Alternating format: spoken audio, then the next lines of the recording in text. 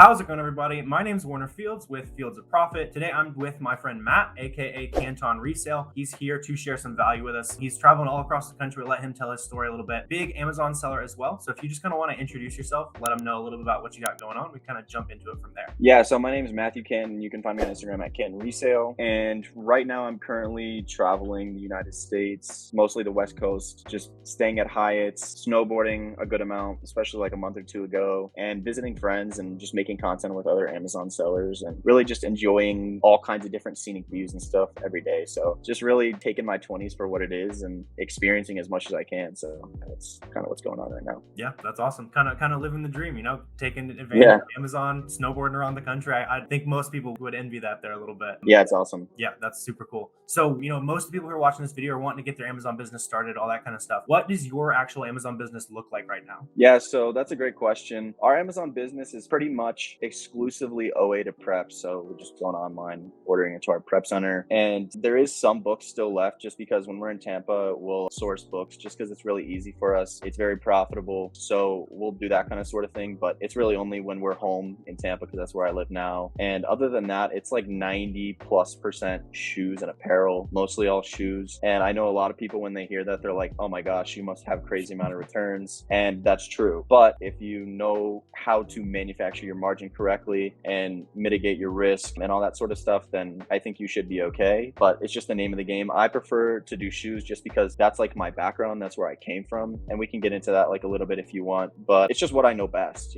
I would rather source a bunch of shoes and make, a few percentage points less a month and really be confident about what I'm buying and like actually enjoy kind of the business side of it and like sourcing all that stuff, all the kind of products, rather than getting into something like grocery and beauty, which no knock on that, there's plenty of profit there. I'm sure it's an awesome category, but I just focus on what I'm good at right now. So not to say that I won't get into that at some point. I'm sure I will, especially I'm planning on hiring a VA pretty soon. So I'm going to be looking for VAs that maybe specialize or have experience there. And then they can kind of hopefully bring that to the table, and then I'll bring my expertise to the table and we can mesh, and hopefully that can get a big multiplier effect and we can get a lot of really good products going. Yeah, that's awesome. Yeah. That's super awesome. And if any of you guys are like super new to Amazon, OA, all these acronyms and stuff, basically fancy words for buying shoes from Nike, Adidas, Puma, flipping them on Amazon, and all using a prep center as well, which is awesome. Helps you travel around the country. 3PL take advantage of those guys that want to send them your inventory. They'll prep it all for you, ship it off to Amazon, and free up your time to travel like Matt's doing. That's super cool. And I also like what you're talking about there, where it's like, just getting into something that you're passionate about. Like that's something that I suggest from time to time. Like if you're somebody who, you're starting your first business and you're going to jump in and you're just a guy and it's like, oh, I think I'm going to sell makeup. Might not keep your passion as much as, oh, I like shoes. I'm going to sell shoes and all that kind of stuff. Just sticking to what you're kind of familiar with there. Yeah, so I definitely agree with that. Yeah, awesome. And talking about,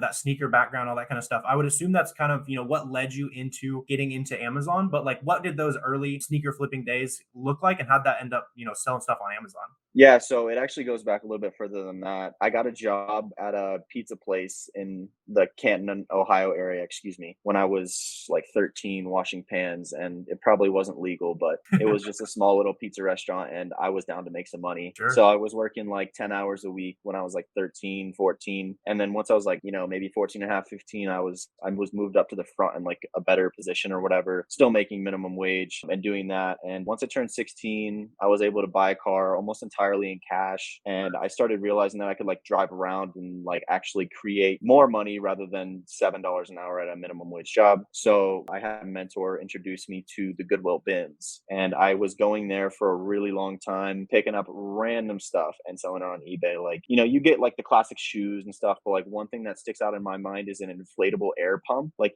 for like the big bouncy houses and stuff. Yeah. Like I remember picking up one of those for like $8 and held on to it for like 3 months and finally sold it for like 100, just like random stuff like that. Yeah. So like, that's how I got into it. So I was working first. And then once I got my license at 16, driving Goodwills, like the first part of the thing I actually sold was like dress shirts. I'd go to like, Goodwills again, buy dress shirts for like $2, flip them for like 15, maybe if I was lucky, $20 on eBay. So I was doing that for a while, kind of graduated away from that and started buying like $200 or so sneakers, like hype sneakers, usually used to resell from Instagram back to Instagram. And that was okay. It was just like a good side hustle. And one thing I like quickly realized is like, you have to start like continually level up. up. You know, if I'm still at this moment and point right now, if I was still at the Goodwill bins, like just sourcing every single day, even if I was like had other people in there sourcing with me, it's just like, it's not a great business Yeah, model, in my yeah. opinion. You know, you have to like continually level up with the capital you have, with the knowledge you have to just get to that next level, because your time becomes worth more and more. And you have to figure out like ways to just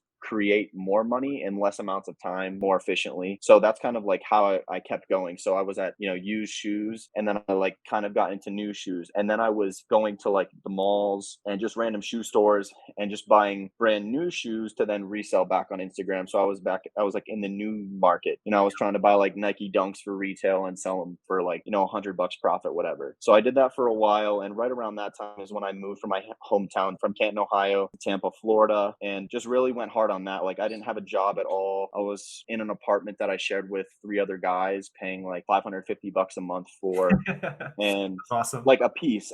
yeah. Okay. And we had our own rooms and everything, but these were like random people I had never met before. And I went down there, just like looped the malls and all kinds of stuff like that for the better part of a year. And right in there somewhere, maybe like 6 months into doing it, I really started the Amazon business Nice. and just started doing books and stuff too. And whenever I moved down to Tampa, I actually dropped out of college and just Oh, kind of like did that full time. And somewhere actually before that, I'm leaving parts of the story out. I was actually in South Korea for a study abroad program through my school. And that's where I met my current girlfriend now, Crystal. And we met and I loved her so much. So I was like, and I hated school so much. So I dropped out, sure. Yeah. realized that I was never going to use my education, dropped out, moved to Tampa, looped shoes. I was actually doing DoorDash for a while, maybe like 3 or 4 weeks before I like really had any idea like how I was going to pay my rent. Just making it work. Like I Yeah. love it. Yeah, yeah. Yeah. And so, you know, one thing led to another, and, you know, started with books, kept going, eventually started buying stuff, sending it to myself, paying the sales tax, and grew that to probably like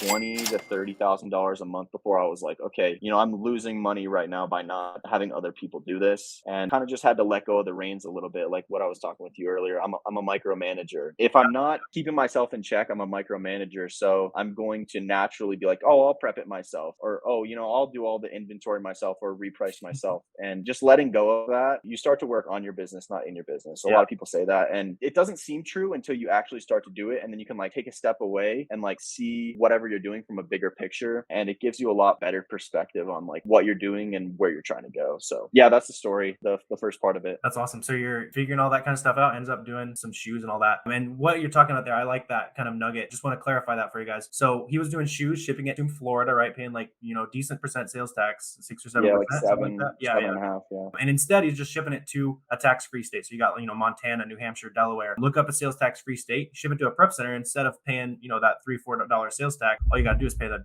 $1.50 prep. Then you don't do the work and you save money. So it's kind of it's a win-win there, especially when you're doing shoes. So I like that there. So kind of getting into, you know, the Amazon side a little bit for that guy or girl who's watching the video right now. They're like, man, this is awesome. I want that success story for myself. What would you suggest, or what are you doing now to find that individual product that they can go and actually kind of, you know, give it a whirl and try to find that profitable product? Well, the first thing I would do is go to a bookstore and kind of understand how to ship stuff, how to prep stuff. What are the things you're looking for? What are the things you're not looking for? What are better places to source? What are worse places to source? So that's what I would do first. I would go to probably a library sale. I would go to garage sales on the weekend and scan books. Maybe also have an eBay thing on the side. You know, if you find, you know, some crazy used shoe that you can like use, that's probably where I would start if I was starting again, if I was recommending it to somebody. So go to those types of places, book sales, and think about geographically too. Like, what are the best places? Do you really want to go in the hood at a book sale to like find whatever books you're looking for that are going to be profitable? Probably not. Think about like the nice areas. So like for me, around me, I would drive, you know, 2-3 hours to like go to a book sale and just make a big loop around it and just go to the nicest areas. And that's when you're going to have the most luck. You know, it's not always a hit, but you want to put yourself in the best position to be successful. So that's what I would do. And if you're starting with maybe like $1,000 or in that ballpark, if you're starting with like more than that, maybe let's say $5,000 and up, and you're not afraid to like lose money or mess up, you're confident in your abilities, then I would probably start somewhere like the Nike store or Converse or even Walmart. Seasonal is a great opportunity for like any season, Christmas, Valentine's Day, St. Patrick's Day, whatever, whatever it is. Look for seasonal stuff. Just look for things like that you would think, oh, wow, this seems like it's maybe a little cheap. And there's maybe somebody out there that would pay double. That it doesn't have like an exact perceived value. Those are the types of things on Amazon that like do really well. Like for instance, there's all kinds of shoes out there in the world that we can pick up for 30, 40 bucks that someone out there is willing to pay 80 for. And so you have to like think about the perceived value of the item that you're buying. A coffee maker, if you can pick it up for 20 bucks, I'm sure that there's people out there that are willing to pay 40 or 50. So that's like just one key thing you have to keep in the back of your mind is like the perceived value. If there's something like, this might be a bad example, but $100 gift card, how can you buy $100 gift card for 90 bucks and then go sell it on Amazon for 125? It doesn't make any sense. Yeah. So that's kind of the advice I give. That's cool. Yeah, I like that rule of thumb where you're looking for something that's like half of what you can sell it for on Amazon. That's generally going to give you pretty decent margins too. So you're going out looking through those different website sales, all that kind of stuff, just trying to see something that might sell for double on Amazon. Right? Pairing that with Keepa, comparing that with tools like SellerAmp, show you how fast things sell. Really can't go wrong, right? It's going to take a lot of time to find those first couple items, but absolutely possible. Talk to tons of guys just like you who have had plenty of success, right? Yeah. So another thing we were talking about off camera a little bit was just kind of taking advantage of like the credit card side of selling on Amazon, because obviously we're buying I'm buying 6 figures of inventory every month. You're probably buying at least close to that, and there's a lot of spend that's going on these cards. So for those guys who maybe want to get into the credit card game a little bit, what advice do you have there? That's a great question. So the first piece of advice I would probably give to somebody is like just get your whole credit situation in order. So for me, like when I started, I was lucky enough to have a parent to co-sign for me, and for like my first loan to establish credit, that's the way I did it. There's a few ways to go. So what I did is just I went to a local credit union in my area and had my mom co-sign for me for a $500 loan that I didn't need. The only reason that I got it is to establish that credit. So interesting. Got the $500 loan, paid like $30 in interest over the course of 6 months, and didn't pay it off early. Made the payments on time every single month to establish that credit on your credit report. So then you can go, like in my case, I went to then I think Discover It Card was my first credit card. I think that was mine too. Yeah. Just start there. That was like a really easy beginner one that's high approval odds for beginners, and got that credit card, used it for a while, and kind of kept going from there. Do you want me to elaborate and keep going into like the business part of it? Yeah. What like we were talking a little bit about the like taking advantage of points and all that kind of stuff. Like, do you have a suggested maybe card or two that they go out and start earning points on, take advantage of some Hyatt stuff? I know we were talking a little bit about that. Yeah. So once I kind of got like my first credit card, after that it was like, I guess you call it like a marathon really. So in my experience, I got Chase Freedom card, the Chase Freedom Unlimited. Those are personal cards, great, just keep your cards, take to your deathbed type thing. And I had those for a while. I was using those. I don't recommend this, but I was using it for like inventory spend for like my shoes and just other random side hustles before Amazon. And so I had relationship with Chase. And once I started this Amazon business and I was spending a lot of money on inventory, I was like, I need to figure out something to where I can earn some extra rewards and like actually make this legit rather than just putting this on a random personal card that you're technically not supposed to do, that they can ban your account for. So I opened Chase Inc. Unlimited card, which is no annual fee card, 1.5% back in the form of points on everything, like all spend. So I opened that card, and it also had no APR for like 12 months. So if you want to go that route, you could, but I personally don't take advantage of that at all. So I got that card. That was pretty much for inventory. Then I got the Inc. Cash card, which is another Chase card. And that one's pretty much just like for restaurants and gas, I believe. And that's a no annual fee card as well. So those, the Unlimited and the Cash go hand in hand. And then the third card that makes up the trifecta would be the Inc. Preferred. That's a 95 annual fee card. And that one will open up the transfer portal for you. So that's the card that allows you to get to like Hyatt so that you can use your points that you've earned from spending on your cards to then, transfer your points to Hyatt and then use your points for like a super nice hotel like this. You can do flights. There's all kinds of cool stuff, but like just for Chase, the easiest to understand, the most simple thing is to just go through Hyatt and just stay at some really nice properties there. So that's kind of what we're doing right now. That's what I recommend to all the beginners. Find a way to get into the credit card game. Find a way to get into Chase because it's a little bit harder than American Express, for example, but it's a lot cheaper, a lot simpler interface, and just better for beginners. in my opinion. American Express is like higher limits, but it's also kind of an end game type strategy in my opinion. So I guess to sum it all up, I really would just say dive in, look at Chase, and just trust what you're learning. Trust what you're learning on YouTube, because all of this stuff that I just talked about, all the ink cards, earning the points, Hyatt, the other transfer partners like airlines and stuff, it's all on YouTube. So like just binge.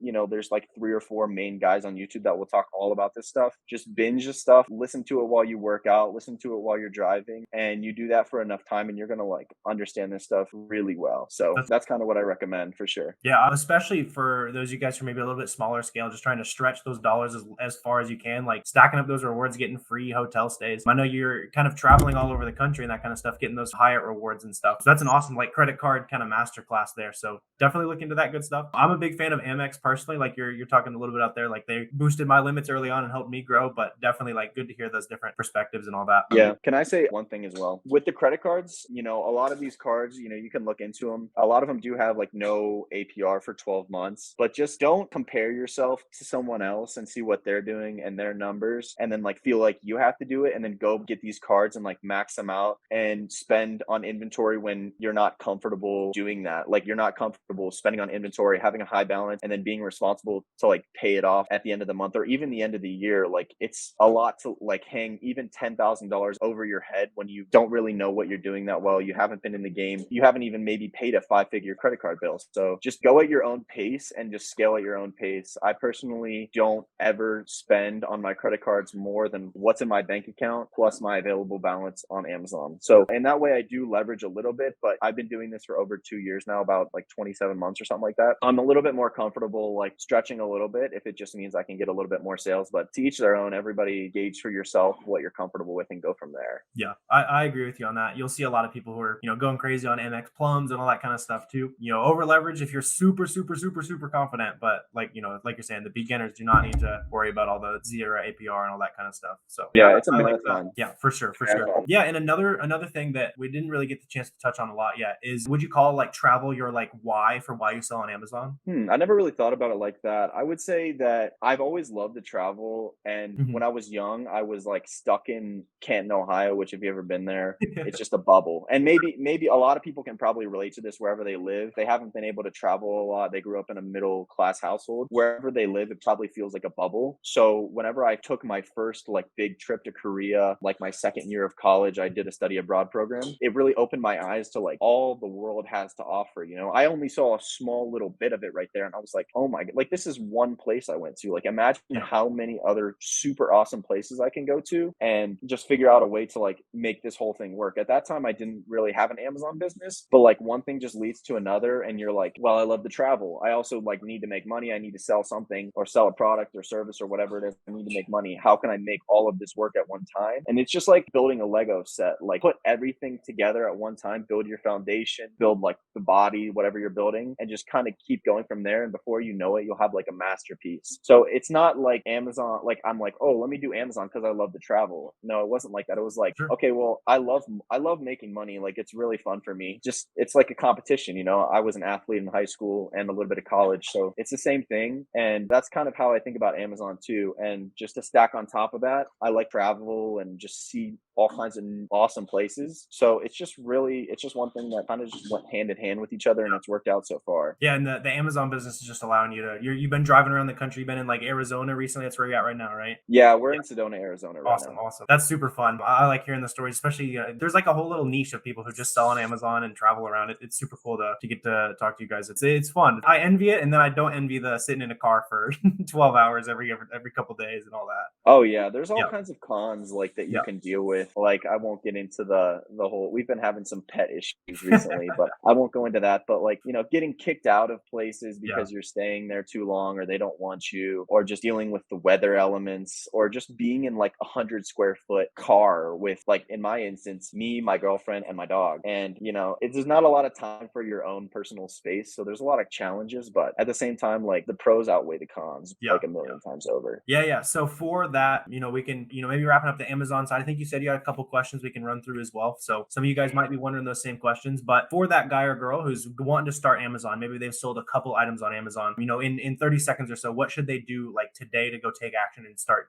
getting after it? Well, first thing I do is open an Amazon seller account. And once you do that, I would probably go after the books, get an EOYO barcode scanner. You can find them on eBay or Amazon cheap. Get a Scout IQ membership, it's like $40 a month, and just start scanning, and spend 20, $30 at the thrift store trying to get good product, send it into Amazon and just see how it works. If you lose 20, $30 on the whole thing, then whatever you learn. So that's probably where I would start. Yeah, I like that. I usually tell people just go like scan the books on their shelf. Just go learn for free. And then you could start, spending 50, $60 a pair if you want to get into shoes and beauty and all that kind of stuff, right? But yeah, thanks for hopping on the channel. I heard you had some questions for me, so I'm happy to answer, any Amazon questions, anything like that you're wanting to power through. Yeah, so one question I had for you is, do you have a checkout person yet? And how do you I guess this may be like a second question on top of that, but like, how do you structure everything with your VAs? Because I know you have at least a few, like what, 6 or 7? Yeah, we're at 8 right now. Yeah. So how do you structure that with all of your VAs so that like you can communicate well, you guys can communicate together, sending money? I had a VA before, so I usually would send it through PayPal, Sure. but I know there's a bunch of different ways. Incentives, like I think I was watching the one with you and Soros. I think that was it.